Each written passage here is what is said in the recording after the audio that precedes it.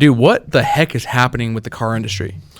It is going to hell in a handbasket. Everything that pretty much made sense the last 30 years kind of got thrown out the window. Back during the pandemic, people were really we were worried about the economy, so they figured the best way to stimulate that is to release lending requirements for automotive vehicles, and that's pretty much what started the whole downfall of our automotive, I guess, industry. Banks were lending way too much money on cars that weren't worth it.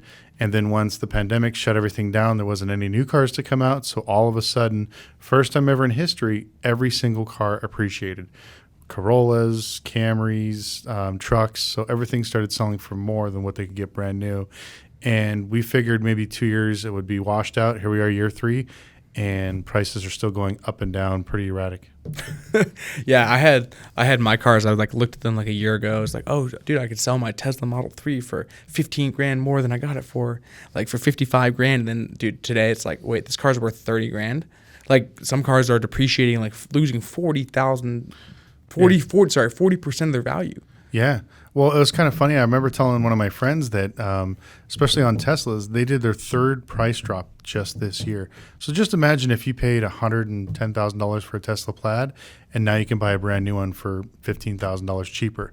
So when you trade yours in, you're automatically upside down. Not by your fault. You paid brand new MSRP pricing, but pretty much they got screwed over. So all the used car dealers that bought these cars thinking that they can sell them secondhand are now upside down, and they cost more than a new car.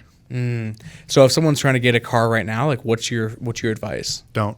What would you do? Walk? No, I mean, I would tell, and I know people, this is not a sexy answer. Don't be stupid. Buy a cheap car, buy a bucket, drive around for a little while. I have that smart car. We got videos on it. Probably hopefully show it on here. I paid $1,100 for it. Drive it for fun. I sold my R8. I was waiting for a good deal to pop up. People are they won't wait. I would say the end of the 3rd quarter of 2022, by the time all the numbers come out, because now the news is starting to talk about what's going on. The auto loans going bad, repos and defaults going up really high. So little by little, the public's being informed, and so now they're not going out buying in the same frenzy. Dealers are still being like, oh, we have limited supply, you got to buy now, but it's all bullshit. You go to most dealership lots, you'll see like 20 F-150s in front. You go to the back, there's probably another 20, 30 just waiting there. So the whole supply and demand thing is bullshit. The only 2 manufacturers I know that you can't get brand new cars is Toyota and Honda, because they refuse to make more because they're grossing so much money. Why would you sell a Camry at $35,000 MSRP when you could sell it for $10,000, $15,000, $20,000 over MSRP, make less cars but make more money? So what happened to all the PPP guys who were buying Lambos and going out? Oh God, the PPP loans and the crypto guys pretty much killed the car market, especially the high end one. I remember when buying an exotic car was like kind of a big deal, like nobody could do it. And I mean, think about it now, like just in our group, like everybody has an exotic car. You go down the street, there's people that literally work at the mall that are driving Porsches, Lambos, McLarens. It blows my mind. A lot of those guys now are the highest defaults. So a few of the major banks that I work with that do high-end lending, all of them are chasing these people now because they can't afford their cars. So after the stimulus money ran out, their PPP money ran out, and now they have to start paying rent and getting back to normal.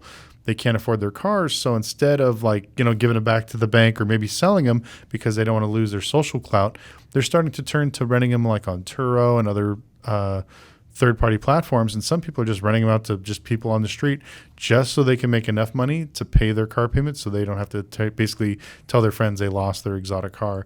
And that's why the exotic car market is dropping faster than anything else. I remember you couldn't touch a used Lamborghini Huracan for under $285,000, $290,000 now. I've seen older Huracans going for like $205,000, $195,000. The market is just sliding really quickly. Just my R8, same thing. I had a offer $30,000 higher 3 months ago, and I didn't take it. And then when I went to sell it, I got $30,000 less. So that's why I sold my car, because I watched the market just slowly die when it comes to exotic cars too. Are we going to come back to something that's more normal? No, that's the problem is every time we think something rational is going to happen, like, okay, people are going to see the error of their ways, spending way too much money, the market's going down, but you still have people that are losing their jobs, losing their income, but still going into debt to buy something they can't afford.